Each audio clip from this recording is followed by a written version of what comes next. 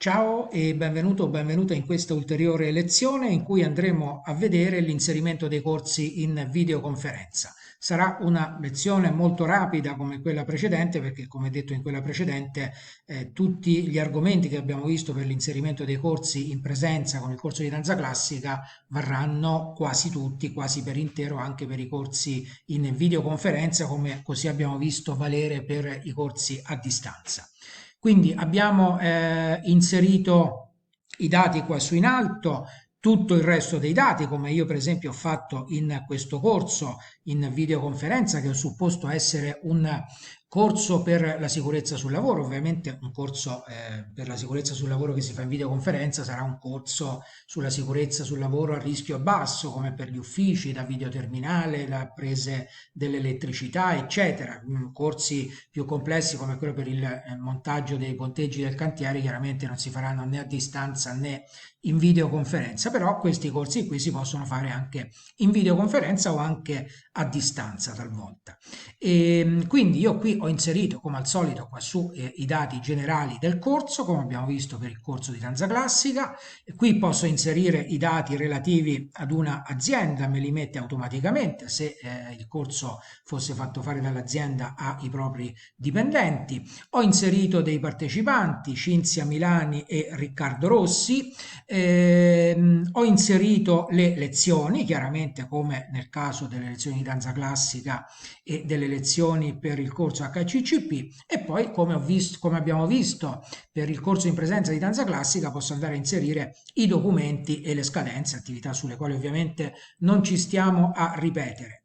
Quindi qui, come nel corso a distanza, non ci sono qua in fondo le ore di teoria, le ore di pratica, perché nel corso che si fa in videoconferenza o a distanza è tutto molto preciso e quindi è tutto molto chiaro di quello che viene fatto.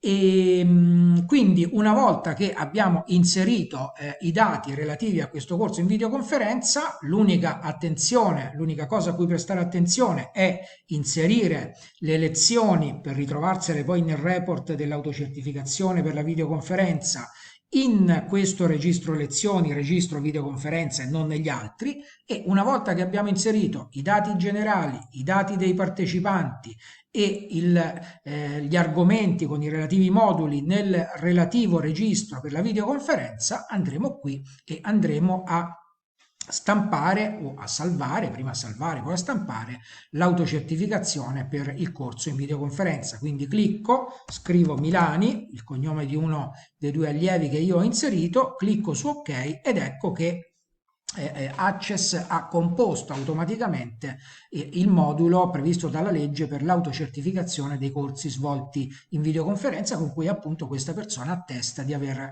presenziato alle lezioni, di aver assistito veramente alle lezioni in videoconferenza.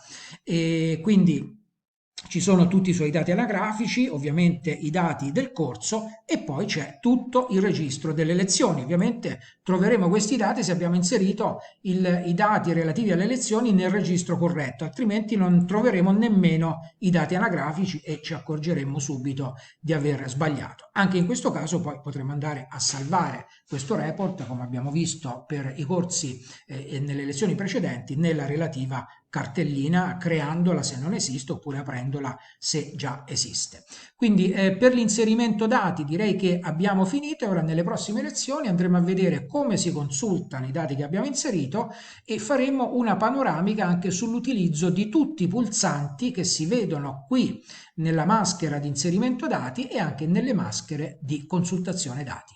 Ti aspetto nella prossima lezione. Ciao!